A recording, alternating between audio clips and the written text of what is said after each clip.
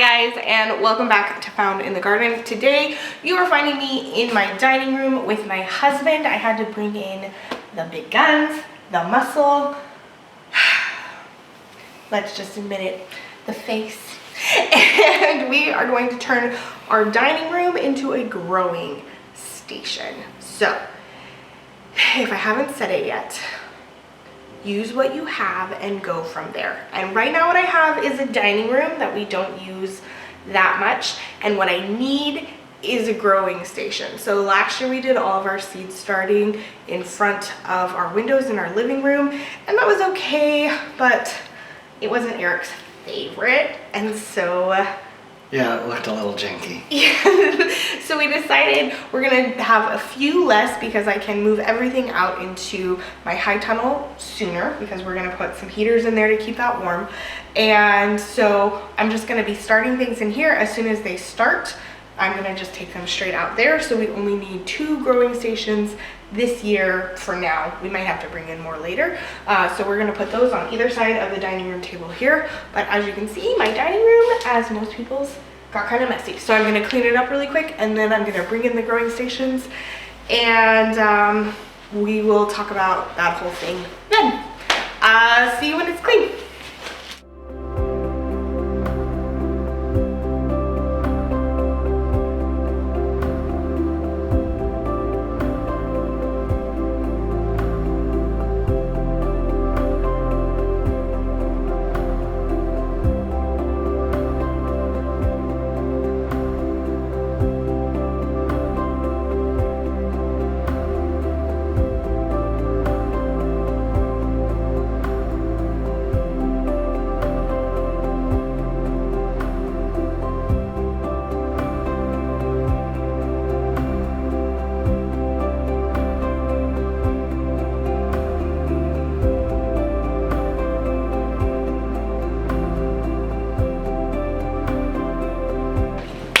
Okay, we're done cleaning.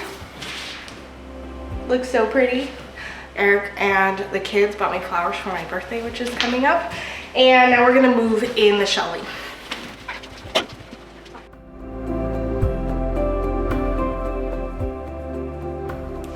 Okay guys, so we finished putting together the shelves.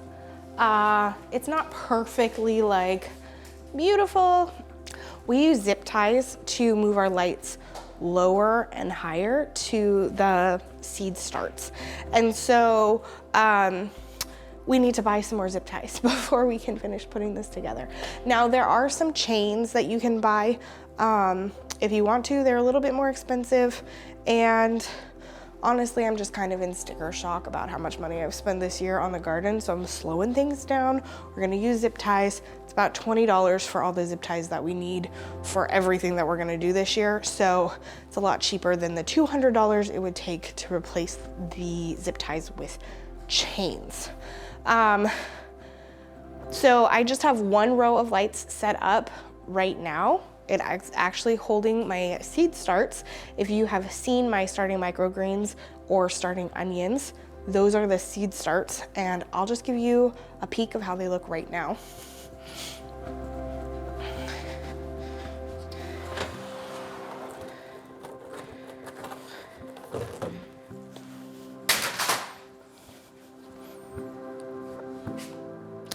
All right, you can kind of see right here. Let me see if I can get that to focus. No, come on.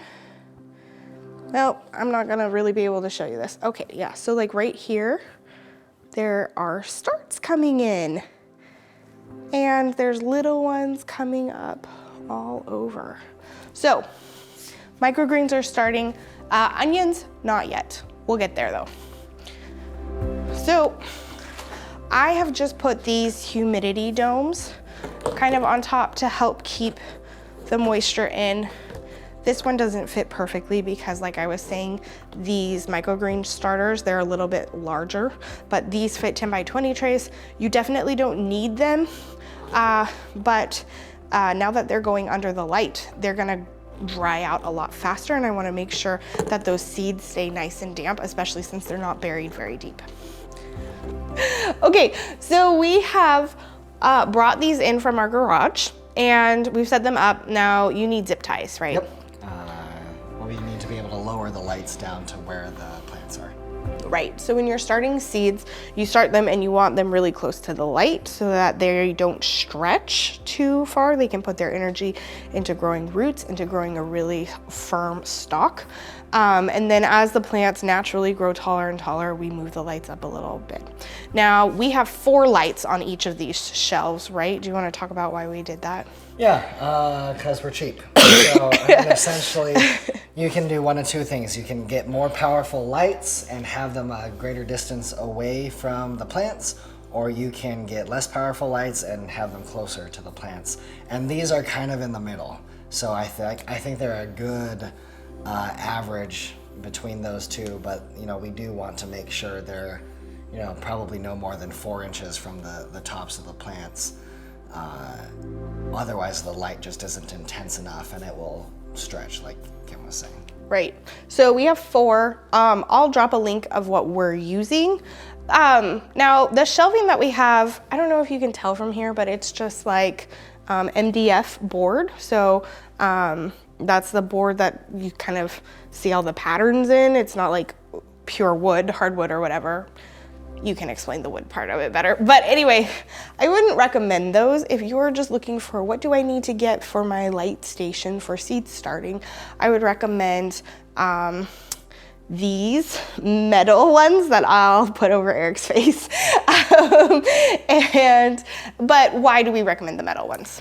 Well, basically we don't want the water that inevitably spills in this to get into that MDF and be absorbed and rot or well, I mean, it's less the rotting and more of the expanding. Yeah. And it makes it a little bit easier to like hang your lights when you have a bunch of metal kind of, what are those called? Rails to hook them on. Yeah, okay. What else should they know about lights and seed starting? For a normal, smallish garden, like a regular size garden, not a big garden like we have. This is probably too much seed starting space.